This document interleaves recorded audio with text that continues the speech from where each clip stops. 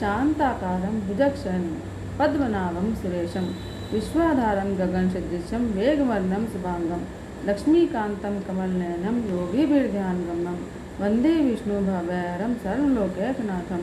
बोलो श्री विष्णु भगवान की जय। चातुर्मास महात्म पहला अध्याय। नारद जी बोले, देवादिदेव, इस समय मैं शुभ कारक चातुर्मास व्रत को सुनना चाहता हूँ। ब्रह्मा जी ने कहा, देवर्षि, ये भगवान विष्णु ही सबको मोक्ष देने वाले, संसार सागर से पार उतारने वाले हैं। इनके स्मरण मात्र से मनुष्य सब पापों से मुक्त हो जाता है। संसार में मनुष्य जन्म दुर्लभ है, उनसे भी उत्तम कुल में जन्म पाना और भी दुर्लभ है। कुलीन होने पर भी दयालु स्वभाव का होना और भी कठिन है। यह सब होने पर भी कल्याण में सत्संग प्राप्त होना और भी दुर्लभ है। जहाँ सत्संग नहीं, विष्णु भक्ति नहीं और व्रत नहीं है, वहाँ कल्याण की प्राप्ति दुर्लभ है। विशेषतः चातुर्मास में भगवान विष्णु का व्रत करने वाला मनुष्य उत्तम माना गया है। सब तीर्थ, दान, पुण्य और देवस्थान चातुर्मास से आने पर भगवान विष्णु की शरण में चले जाते हैं। जो चातुर्मास में श्रीहरि को प्रणाम करता है, उसी का जीवन शुभ है। संसार में मनुष्य का जन्म और भगवान विष्णु की भक्ति दोनों ही दुर्लभ हैं। जो मनुष्य चातुर्मास में नदी स्नान करता है, वह सिद्धि को प्राप्त होता है। जो झरना, तड़ाग, बावली में स्नान करता है, उसके शास्त्रों पाप तत्काल नष्ट हो जाते हैं। पुष्कर, प्रयाग अथवा किसी महातीर्थ के जल में जो चातुर्मास में स्नान करता है, उसके पुण्य की संख्या है ही नहीं।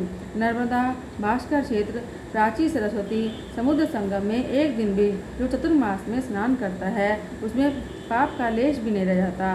जो नर्मदा में 3 दिन तक चतुर्मास में स्नान करता है, उसके पापों के सहस्त्र टुकड़े हो जाते हैं। जो गोदावरी नदी में सूर्योदय के समय चौमासे में 15 दिन तक स्नान करता है, वह कर्म शरीर का परित्याग करके भगवान विष्णु के धाम को जाता है। जो मनुष्य तिल मिश्रित एवं आंवला मिश्रित जल से अथवा विल पत्र के जल से चतुर्मास में स्नान करता है, उसमें दोष का लेश मात्र भी नहीं रह जाता। देवादिदेव भगवान विष्णु के चरणों के अंगूठे से प्रवाहित होने वाली श्री गंगा जी सदा ही पाप नाशनी कही गई हैं। चतुर्मास में उनका यह महत्व विशेष रूप से प्रकट होता है। भगवान विष्णु स्मरण करने पर शास्त्रों पाप भस्म कर डालते हैं, इसलिए उनका चरणोदक मस्तक पर चौमासे में धारण किया जाए तो वह कल्याणकारी होता है।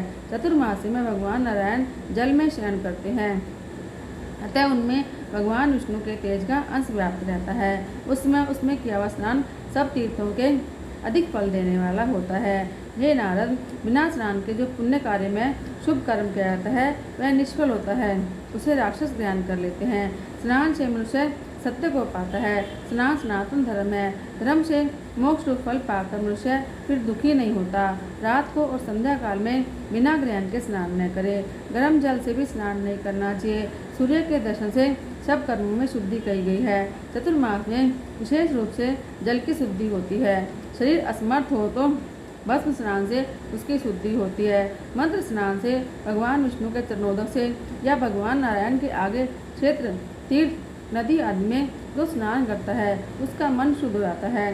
चतुर्मास में यह महत्व और बढ़ जाता है। चतुर्मास में भगवान के शयन करने पर प्रतिदिन स्नान के अंतर में श्रद्धायुक्त चित्त से पितरों का तर्पण करना चाहिए। इससे महान फल की प्राप्ति होती है।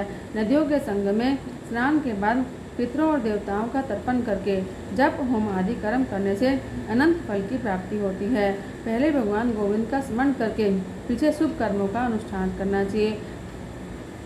ये भगवान गोविंद ही देवता, पितर और मनुष्य आदि को तृप्ति देने वाले हैं। चतुर्मास सब गुणों में उत्कृष्ट समय है।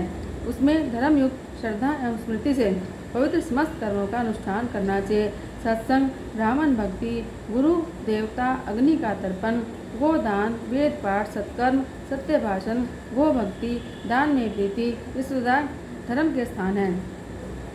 भगवान विष्णु के शयन करने पर उक्त धर्मों का साधन और नियम भी महान फल देने वाला होता है। 2 घड़ी भी भगवान विष्णु का ध्यान और उस निरंजन परमेश्वर के सेवन से 100 जन्मों का पाप भस्म हो जाता है। यदि मनुष्य चौमासे में भक्तिपूर्वक योग के अभ्यास में तत्पर न हुआ तो निस्संदेह उसके हाथ से अमृत छूट गया। बुद्धिमान मनुष्य को सदैव मन को संयम में रखने का प्रयत्न करना चाहिए, क्योंकि मन के भली भांति वश में होने से पूर्णतः ज्ञान की प्राप्ति होती है। यह बात सत्य है, अतः क्षमा के द्वारा मन को वश में करना चाहिए। एकमात्र सत्य ही परम धर्म है, एक सत्य ही परम तम है, केवल सत्य ही परम ज्ञान है, सत्य में ही धर्म की प्रतिष्ठा है। अहिंसा धर्म का मूल है, इसलिए उस अहिंसा का मन, वाणी और क्रिया के द्वारा आचरण में लाना चाहिए। पराये धन का अपहरण और चोरी आदि पापकर्म सदा सब मनुष्यों के लिए वर्जित हैं। चतुर्मास में इन्हें विशेष रूप से बचना चाहिए। ब्राह्मण और देवता की संपत्ति का विशेष रूप से त्याग कर देना चाहिए। न करने योग्य कर्मों का आचरण विद्वान पुरुषों के लिए सदैव त्याज्य है। नारद जो संपूर्ण कार्यों में निष्काम भाव से प्रवृत्त होता है, जिसमें अहम बुद्धि का अभाव है, जो बुद्धि के नेत्रों से ही देखता है, ऐसा पुरुष ही महाज्ञानी और महायोगी है।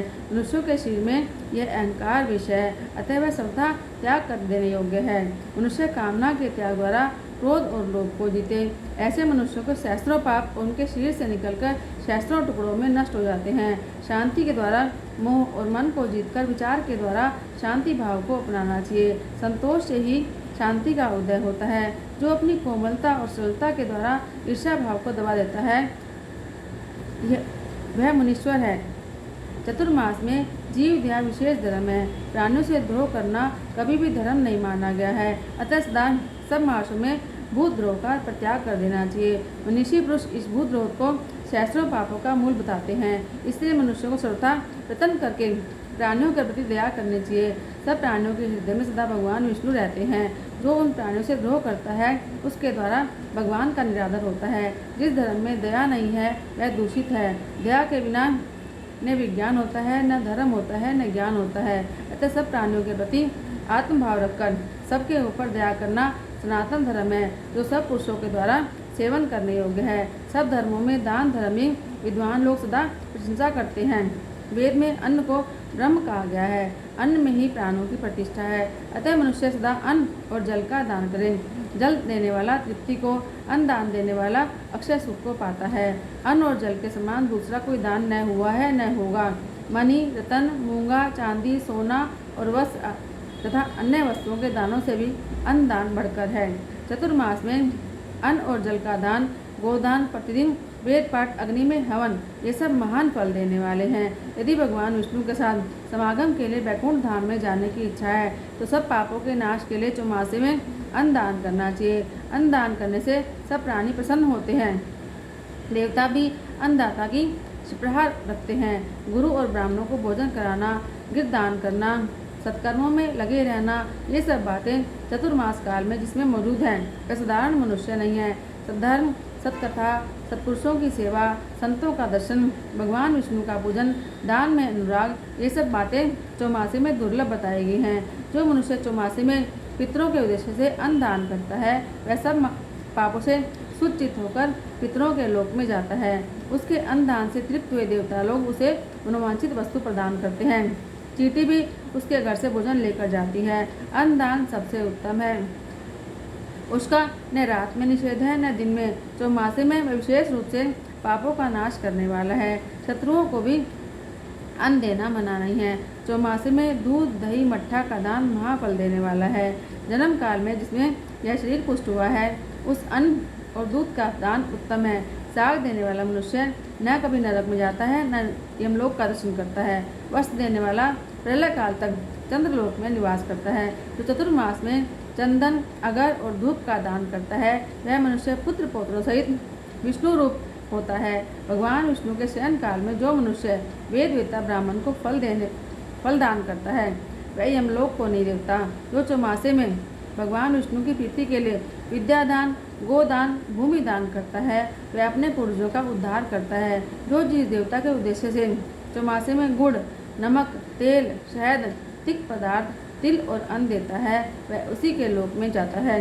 विशेषतः चतुर्मास में मनुष्य को अग्नि में आहुति देनी चाहिए, ब्राह्मण को दान देना चाहिए, गौओं की भली भांति सेवा करनी चाहिए। भविष्य में दान देने की प्रतिज्ञा न करके शीघ्र ही दे डालना चाहिए। मनुष्य को जो देने की इच्छा हो वह अवश्य दे दे। जिसको देने का निश्चय किया हो उसे ही दे, दूसरे को न दे। दी हुई वस्तु उससे वापस न ले। जो श्रीहरि के शयन काल में ब्राह्मणों के लिए सब प्रकार का दान देता है, वह पूर्वजों से अपने को पापों से मुक्त कर लेता है। बोलो श्री सत्यनारायण भगवान की जय। बोलो श्री विष्णु भगवान की जय।